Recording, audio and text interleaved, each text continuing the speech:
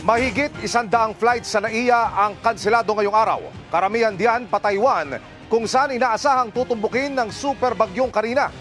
Live mula sa NAIA, nakatutok si Mav Gonzalez. Mav. Emil, stranded pa rin ang maraming pasahero dito sa NAIA Terminal 3 dahil sa sama ng panahon. Kabilang dun sa mga na-stranded dito sa NAIA ay isang OFW na uuwi dapat ng Pagadian pero nakansela yung flight at hindi niya maribook agad. Meron din namang isa na nakabakasyon dapat pero naka-camp out ngayon dito dahil hindi makauwi dahil sa baha. Sa huling flight advisory ng Manila International Airport Authority o MIA, 114 flights ang kanselado sa iba't ibang NAIA terminals dahil sa masamang panahon. Magkasamang domestic at international flights na ito ng Philippine Airlines, PAL Express, Cebgo, Cebu Pacific, KLM Royal Dutch Airlines at Eva Air. Isinara ang NAIA Terminal 4 kanina dahil sa baha. Puro pa Taipei, Taiwan at pabalik ang apektadong international flights. Isang flight naman mula sa Danang, Vietnam ang na-divert pa Clark Airport.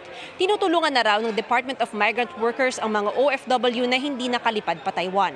Sabi pa ng DMW, mas marami yung OFW na stranded dahil nakansela ang mga connecting domestic flight nila pauwi sa kani-kanilang probinsya. Sakto naman ang pagbubukas ng OFW lounge na ito sa NAIA 3 nito lamang Biyernes. May libreng pagkain, inumin at charging area para sa OFWs kaya hindi na uuubos ang tao sa loob. Narito ang pahayag ng ilang nakausap natin. Dito ako natulog kagabi, tapos ngayon ulit na naman. Sana matuloy na yung ko bukas, flight. Kasi kailangan talaga eh. Malakas yung ulan, yung aeroplano. Pag ganito, turbulence ng turbulence. Eh paano ho yan ngayon, sir, hindi kayo makauwi? Hindi, baka dito na tulog. Not possible na makadaan sa akin. Kaya sabi ng susundo sa akin, mag-stay mo.